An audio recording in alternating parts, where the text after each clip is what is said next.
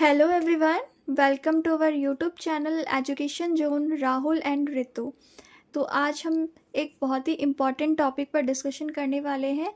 हम देखेंगे मूल विधि के टॉपिक के एक बहुत ही इम्पॉर्टेंट टॉपिक दहेज प्रतिषेध अधिनियम के बारे में आज हम पढ़ेंगे। ठीक है फ्रेंड्स, जो यूपीएसआई के एग्ज़ाम के लिए बहुत ही इम्पॉर्टेंट है। तो चलिए फ्रेंड्स, आज की क्लास हम शुरू करते हैं आज के पहले क्वेश्चन के साथ। आप सभी लोग क्वेश्चन को अच्छे से ध्यान से पढ़ेंगे। ये सारे क्वेश्चन प्रीवियस ईयर से लिए गए हैं। तो चलो शुरू करते हैं। आज का पहला क्वेश्चन है हमारा, दहेज प्रतिषेध अधिनियम किस वर्ष लागू किया गया था? ऑप्शन नंबर ए 1955, 1961, 1971 या 1986। तो इसका सही आंसर हो जाएगा फ्रेंड्स ऑप्शन नंबर बी 1961। जो दहेज प्रथा को रोकने हेतु भारत सरकार ने दहेज प्रतिषेध अधिनियम लाया था फ्रेंड्स, वो 1961 में लागू किया गया था। ये बहुत ही इंपॉर्टेंट क्वेश्चन है, आपके एग्ज़ाम में आ सकता है, तो इसे लर्न कर लीजिएगा। अगला क्वेश्चन, दहेज देने या लेने पर अधिकतम सज़ा क्या है? 3 इयर्स, 5 इयर्स, 7 इयर्स या 10 इयर्स। तो इसका सही आंसर हो जाएगा friends option number B 5 years. अधिनियम के अनुसार, यानी दहेज प्रतिषेध अधिनियम के अनुसार, कम से कम 5 वर्ष की कैद और 15,000 रुपये या दहेज की राशि जो भी अधिक हो का जुर्माना लगाया जा सकता है। अगला क्वेश्चन देखेंगे, धारा 3 किससे संबंधित है? Punishment of giving, accepting dowry, punishment for demanding dowry, definition of dowry, registration of marriage. तो इसका सही आंसर हो जाएगा friends option number A punishment for giving और एक्सेप्टिंग डाउरी। तो फ्रेंड्स, जो हमारा दहेज प्रतिषेध अधिनियम है उसकी जो धारा 3 है उसमें यह कहा गया है कि धारा 3 में दहेज लेने और देने दोनों को दंडनीय अपराध माना जाएगा। ओके फ्रेंड्स, अगला क्वेश्चन देखते हैं। अगला क्वेश्चन है हमारा, धारा 4 किस विषय से संबंधित है? Punishment for demanding dowry, confiscation of dowry, definition of dowry, marriage registration. तो इसका सही आंसर हो जाएगा option number A punishment for demanding dowry. यदि कोई दहेज की मांग करता है तो उसे 6 माह से 2 वर्ष तक की कैद और जुर्माना हो सकता है। तो आपको यह याद रखना है फ्रेंड्स कि कितने महीने की जेल हो सकती है और जुर्माना कितना होता है, ये एग्ज़ाम में पूछे जाते हैं। अगला क्वेश्चन, दहेज की परिभाषा में क्या शामिल है? केवल नकद, केवल गहने, विवाह से पहले या विवाह के समय या बाद में दी गई संपत्ति या केवल ज़मीन। तो इसका सही आंसर हो जाएगा ऑप्शन नंबर सी विवाह से पहले, विवाह के समय या विवाह के बाद में दी गई संपत्ति। तो ये बहुत ज़्यादा इम्पॉर्टेंट क्वेश्चन है मूल विधि का, आप सब लोग इसे याद कर लीजिएगा।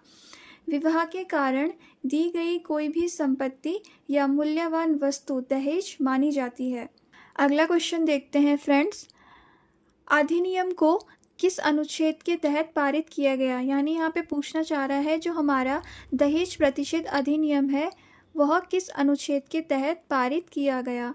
आर्टिकल 14, आर्टिकल 15, आर्टिकल 35 या आर्टिकल 39। तो इसका सही आंसर हो जाएगा ऑप्शन नंबर सी आर्टिकल 35। दहेज प्रतिषेध अधिनियम को संविधान के अनुच्छेद 35 के अंतर्गत पारित किया गया।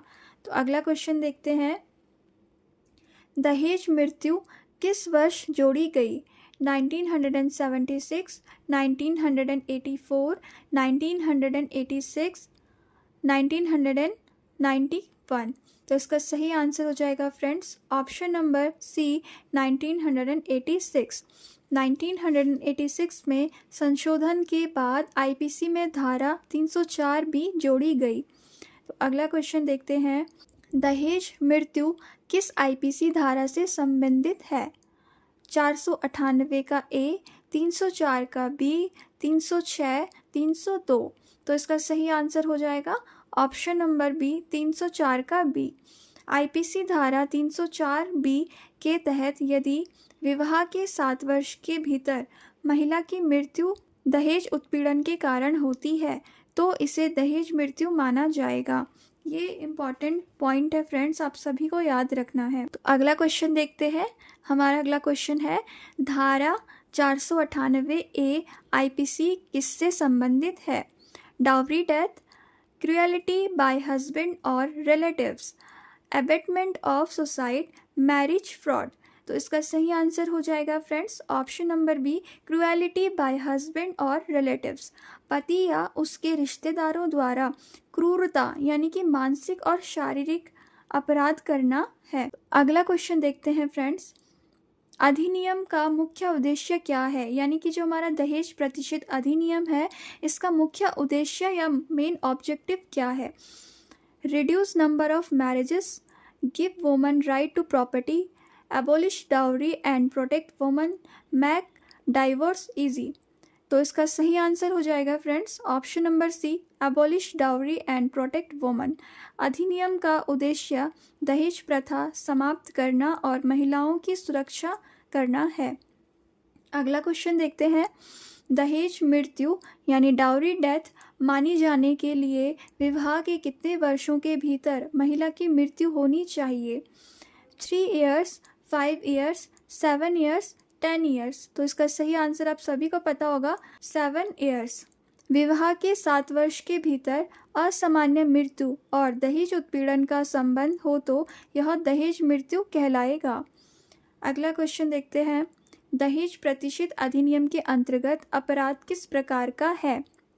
Cognizable and non bailable, non cognizable and bailable, compoundable या केवल सिविल केस। इसका सही आंसर हो जाएगा friends option number A, cognizable and non bailable, यानी कि दहेज अपराध संज्ञेय और अजमानतीय होगा। ठीक है फ्रेंड्स, अगला क्वेश्चन देखते हैं, दहेज प्रतिशत अधिकारी की नियुक्ति किसके द्वारा की जाती है? ये इंपॉर्टेंट क्वेश्चन है। Parliament, state government, supreme court और प्रेसिडेंट। तो इसका सही आंसर हो जाएगा friends option number B, state government. तो जो दहेज प्रतिशत अधिकारी की नियुक्ति होती है फ्रेंड्स, वो स्टेट गवर्नमेंट के द्वारा की जाती है। अगला क्वेश्चन देखते हैं, दहेज मांगने पर न्यूनतम सजा कितनी है? 6 month, 1 year, 2 year या 3 year। इसका सही आंसर हो जाएगा ऑप्शन नंबर ए, 6 month। धारा 4 के तहत यानी कि दहेज प्रतिशत अधिनियम के धारा 4 के तहत 6 माह 2 वर्ष तक की कैद का प्रावधान है। अगला क्वेश्चन देखते हैं, धारा 6 किससे संबंधित है?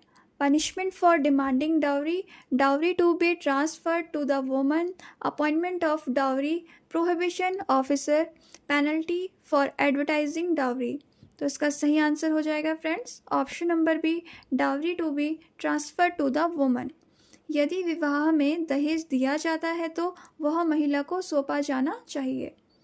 अगला क्वेश्चन, दहेज प्रतिशत अधिनियम की धारा 8B किसके लिए है? Power of police, appointment of dowry prohibition officer, dowry death punishment, confiscation of property. इसका सही आंसर हो जाएगा option number B, appointment of dowry prohibition officer. धारा 8B में राज्य सरकार को दहेज प्रतिशत अधिकारी नियुक्त करने का अधिकार दिया गया है। अगला क्वेश्चन देखते हैं, अधिनियम को यानी दहेज प्रतिशत अधिनियम को सख्त बनाने के लिए किस वर्ष संशोधित किया गया? 1976 और 1984, 1984 से 1986 या 1991 और 1995 या 2001 और 2005। इसका सही आंसर हो जाएगा फ्रेंड्स ऑप्शन नंबर बी, 1984 और 1986। 1984 और 1986 के संशोधन विशेष रूप से महत्वपूर्ण हैं, जिनमें कि IPC 304 का बी और 498A से जुड़ी धाराएं शामिल की गई हैं। अगला क्वेश्चन देखते हैं, IPC की धारा 113B एविडेंस एक्ट किससे संबंधित है? Presumption as to abetment of suicide, presumption as to dowry death, presumption as to cruelty, presumption as to illicit relation. तो इसका सही आंसर हो जाएगा option number B, presumption as to dowry death. धारा 113 B कहती है कि यदि विवाह के 7 वर्ष के भीतर महिला की मृत्यु दहेज उत्पीड़न से होती है तो अदालत मान लेगी कि यह दहेज मृत्यु है, जब तक कि प्रतिवादी इसे गलत साबित नहीं करता। अगला क्वेश्चन देखते हैं फ्रेंड्स। दहेज लेने और देने पर दंड में क्या शामिल है? केवल कैद, केवल जुर्माना, कैद और जुर्माना दोनों, केवल चेतावनी। तो इसका सही आंसर हो जाएगा friends option number C, both imprisonment and fine.